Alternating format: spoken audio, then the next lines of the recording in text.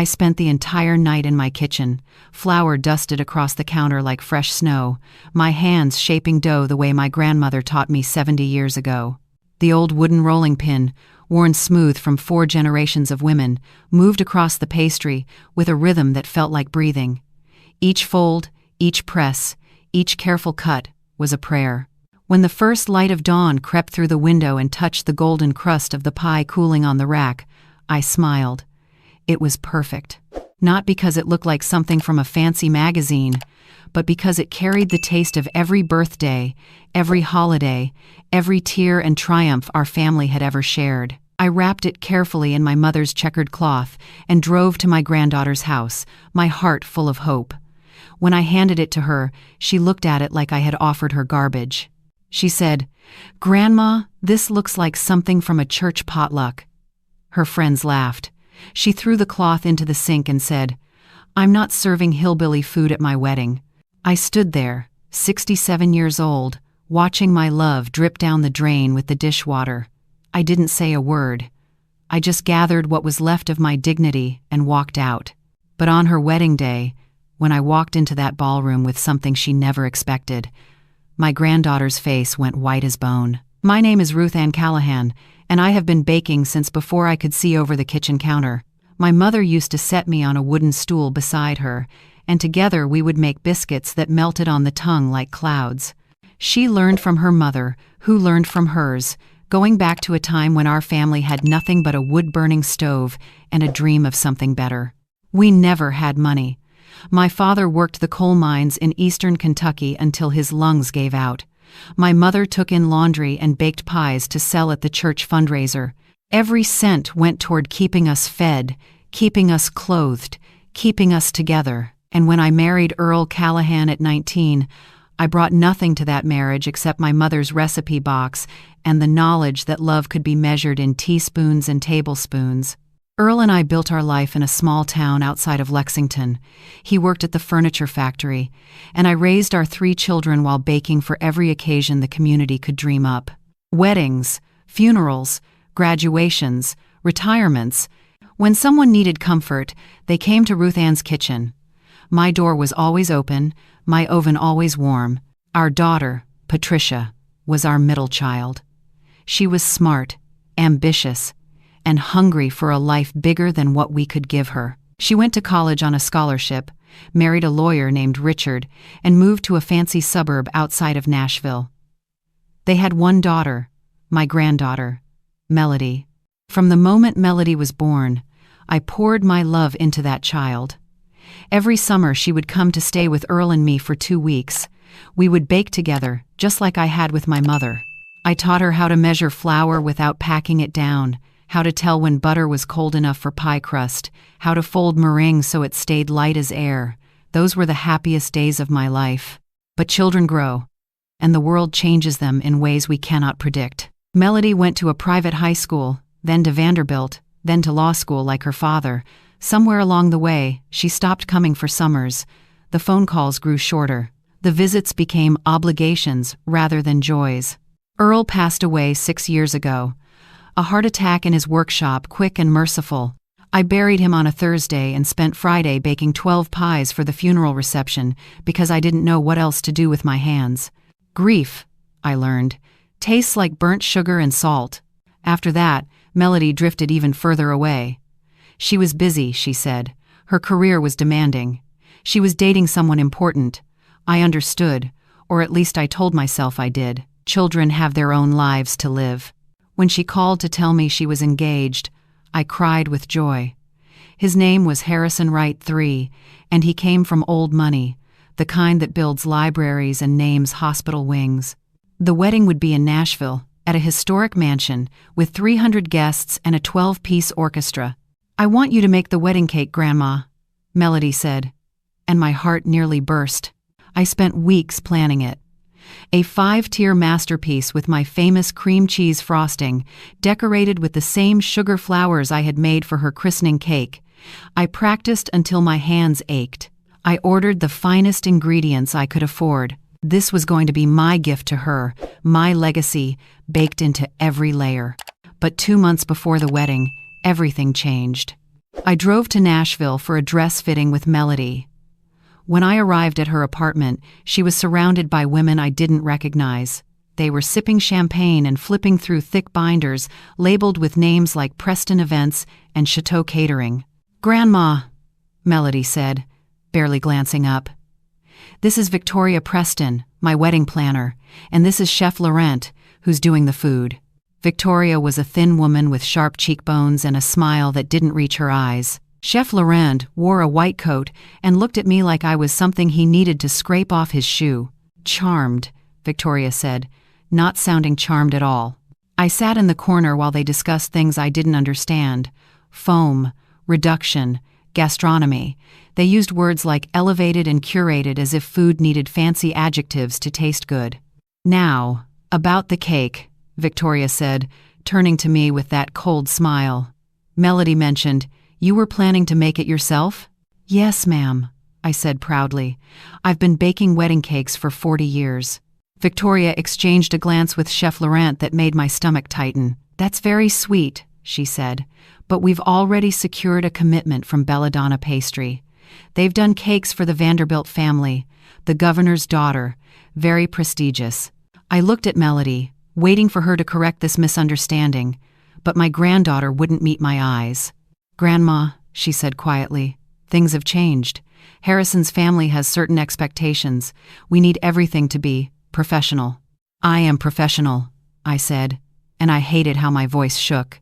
"I've been doing this longer than that fancy bakery has existed." Melody finally looked at me, and what I saw in her face broke something inside me.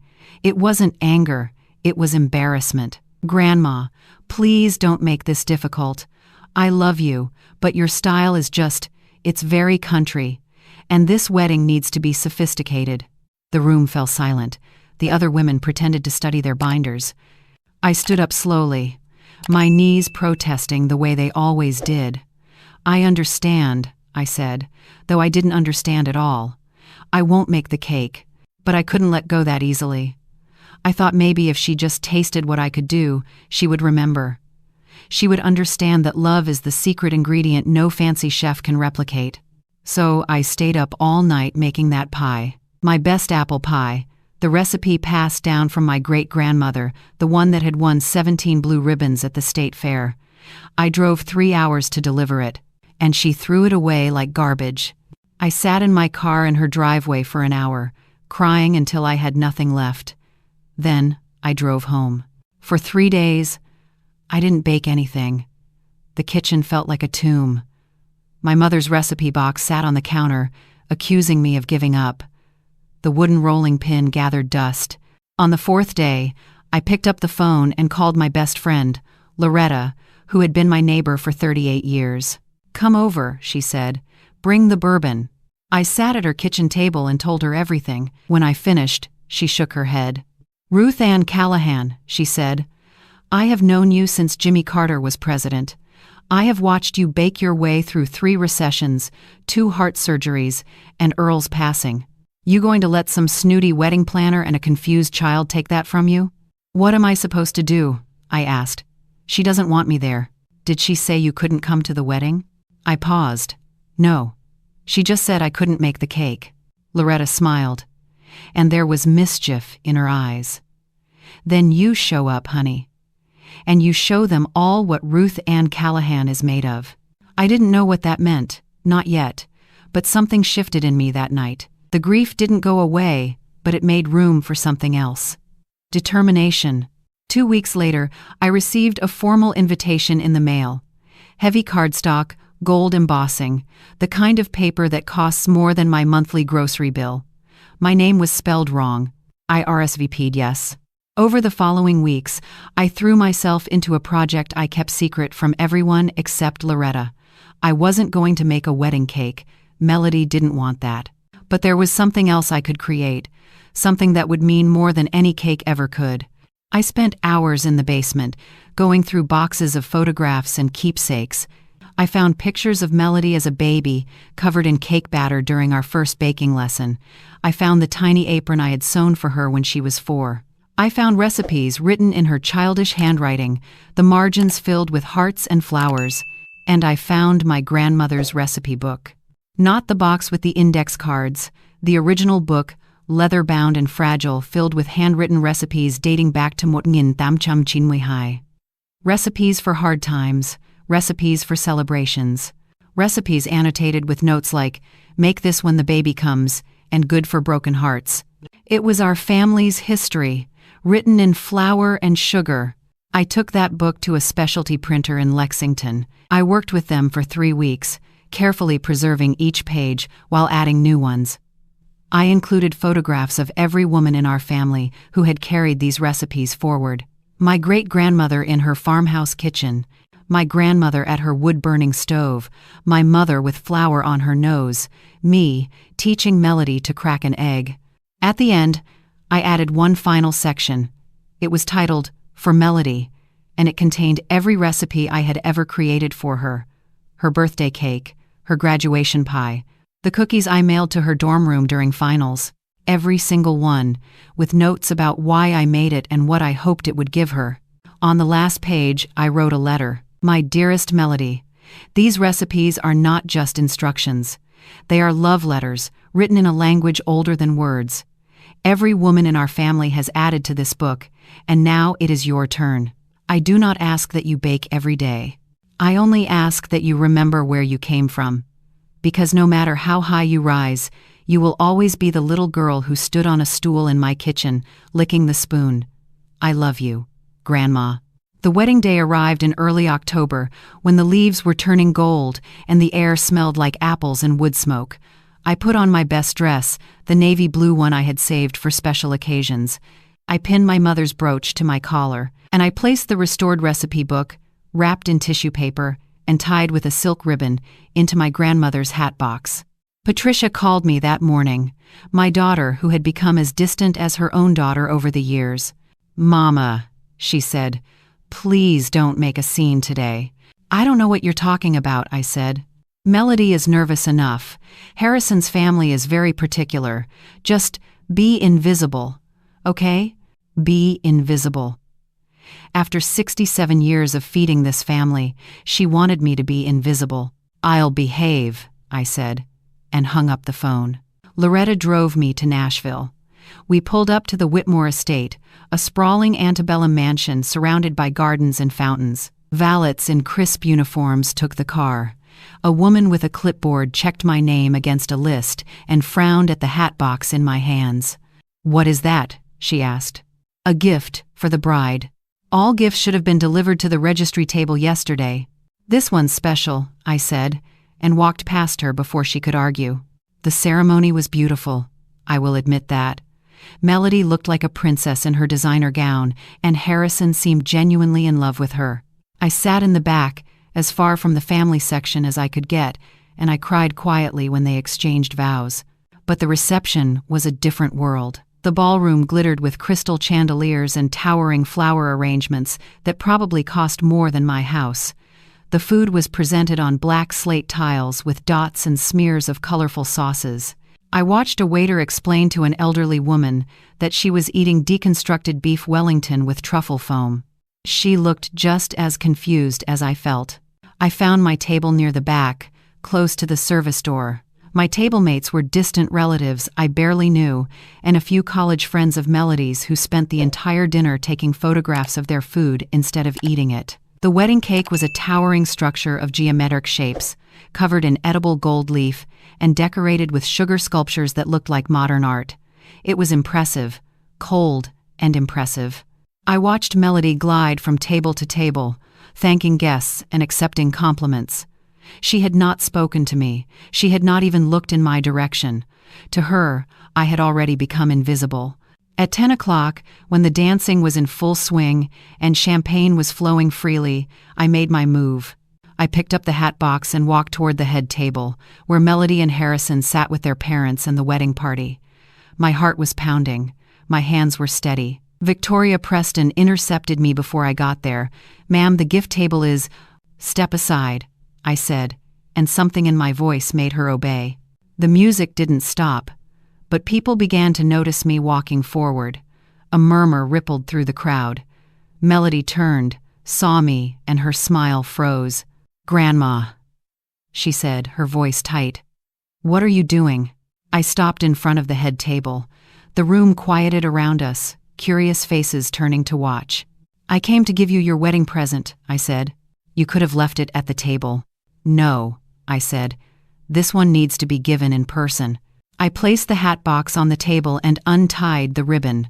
Melody watched with barely concealed irritation. Victoria hovered nearby, ready to intervene. Harrison's mother, a silver-haired woman in diamonds, observed me like I was an unexpected insect. I lifted the lid and took out the recipe book. The leather cover was polished and warm. The gold lettering on the front read Callahan Family Recipes, Motngin Tamcham Jinmuihai Present. I held it up so everyone could see. "This book," I said, "has been in our family for 132 years. It was started by your great-great-great-grandmother, Abigail Callahan, who came to Kentucky with nothing but the clothes on her back and the knowledge in her hands." The room was silent now. Even the orchestra had stopped playing. "Every woman in our family has added to this book. Your great-great-grandmother Pearl, who fed coal miners during the Depression. Your great-grandmother May, who sent cookies to soldiers overseas. Your grandmother Patricia, though she's forgotten it now." I saw Patricia flinch in her seat. "And me. I added 62 recipes to this book. 62 ways of saying I love you without words." I turned to Melody, who was staring at the book with an expression I couldn't read. "You threw away my pie because you were ashamed of where you came from. You replaced my cake with something that looks like a museum piece, and that's your right, it's your wedding." I placed the book in front of her. "But I want you to have this. Because someday, maybe when you have a daughter of your own, you might want to remember that love doesn't come from money or prestige. It comes from hands that ached because they wouldn't stop working. It comes from hearts that broke but kept beating. It comes from the women who came before you, who survived things you can't imagine, so that you could stand here in this beautiful room and be embarrassed by them." A tear slid down Melody's cheek. I turned to face the crowd. "I am Ruth Ann Callahan. I am a baker. I am a wife and a mother and a grandmother. I grew up poor in a coal town, and I never went to college, and I have never eaten anything with foam on it. But I have fed thousands of people with these hands. I have comforted the grieving, celebrated the joyful, and loved the unlovable. That is my legacy, and no amount of gold leaf can match it." The silence stretched for a long moment. Then, someone in the back began to clap. Slowly, others joined. The applause grew and grew until it filled the room like thunder. I didn't bow. I didn't smile. I just looked at my granddaughter. Melody stood up from her chair, tears streaming down her face. She picked up the recipe book and held it to her chest. "Grandma," she whispered, "I'm so sorry." "I know you are, baby." She came around the table and threw her arms around me. We held each other while 300 strangers watched and cheered, and for the first time in years, I felt my granddaughter's heart beat against mine. "Can you teach me again?" she asked. "I've forgotten everything." "You haven't forgotten," I said. "It's just buried. We'll dig it up together." What happened next, I did not expect. Harrison's mother, the silver-haired woman in diamonds, approached me after the embrace. I braced myself for a lecture about propriety.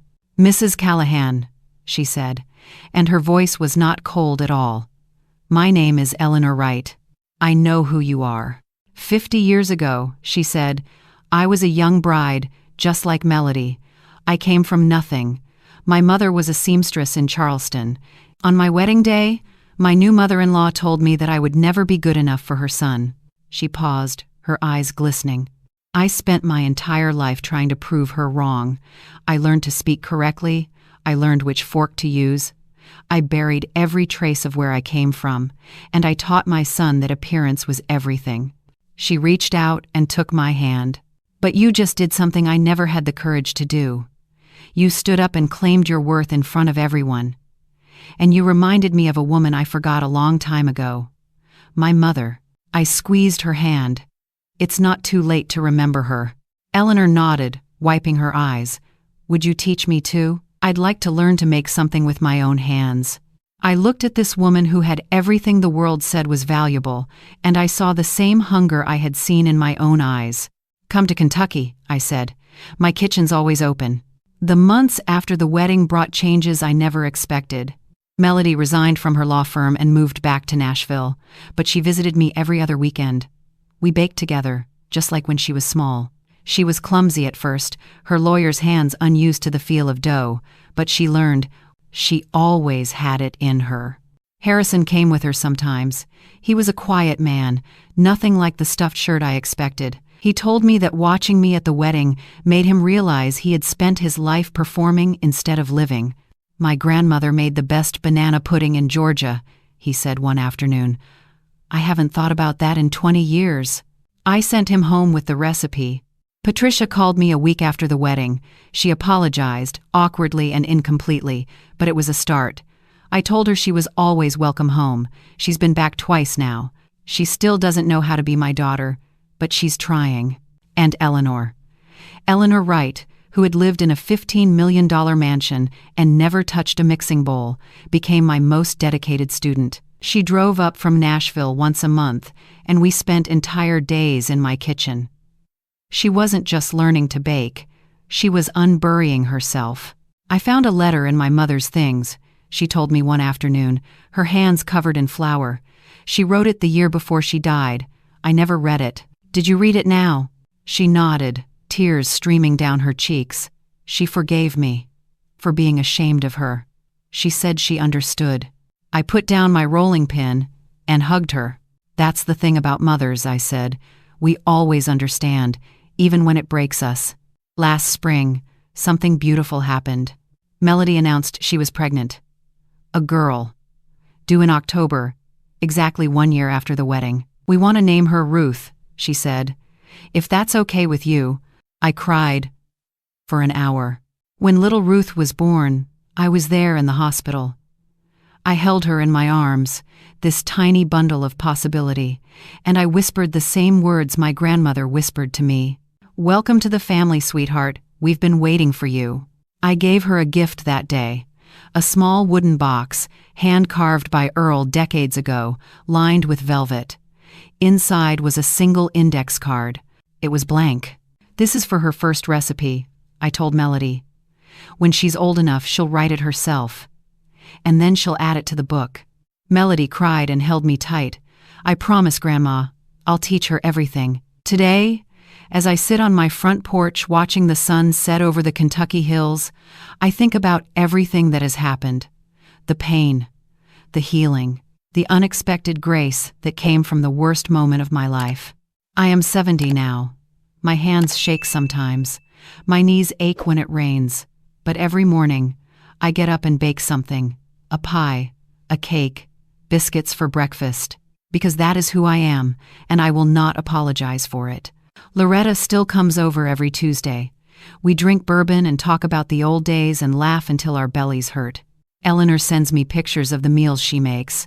Simple things, nothing fancy, but made with love. Patricia called last week just to talk. No occasion, no obligation. Just a daughter calling her mother. And Melody, my Melody. She FaceTimes me every night so I can watch her feed the baby. Little Ruth has my eyes, they say. My stubborn chin. Sometimes people ask me if I would live through it all again. The humiliation at Melody's apartment. The pie thrown away. The tears I cried in that driveway. And I always answer the same. Yes, because every wound taught me my worth. Every rejection reminded me who I really was. And every sleepless night in my kitchen brought me closer to the truth that my grandmother knew all along. Love is not a fancy word. It is not foam or gold leaf or geometric shapes. Love is flour on your apron at midnight. Love is aching hands and a warm oven. Love is the recipes we pass down, not just for the food, but for the way it makes us feel held. I close my eyes now, and I can hear them. 4 generations of women, humming in my kitchen, their hands moving in rhythms older than memory. My grandmother, my mother, my daughter, my granddaughter. And now, little Ruth, who will carry our story forward. The recipe book sits on my counter, fatter now than it was before the wedding. Eleanor added 3 recipes. Harrison's grandmother's banana pudding found a place between the pies. And on the very last page, there is a new note, written in Melody's handwriting, for Grandma. Thank you for teaching me that the most important ingredient is love, and that some recipes can heal what words cannot. I read that note every morning, and every morning, I am reminded that I am not invisible. I never was. Did you like this story? Let me know in the comments where you are listening from. If this story touched your heart, you can support me by sending a super thanks so I can keep bringing more stories like this one. I appreciate every single one of you. Now on your screen, you can see 2 more stories I highly recommend. There's so much more on my channel. Don't forget to subscribe, and I'll see you in the next story. With love and respect, this is Auntie Maeve.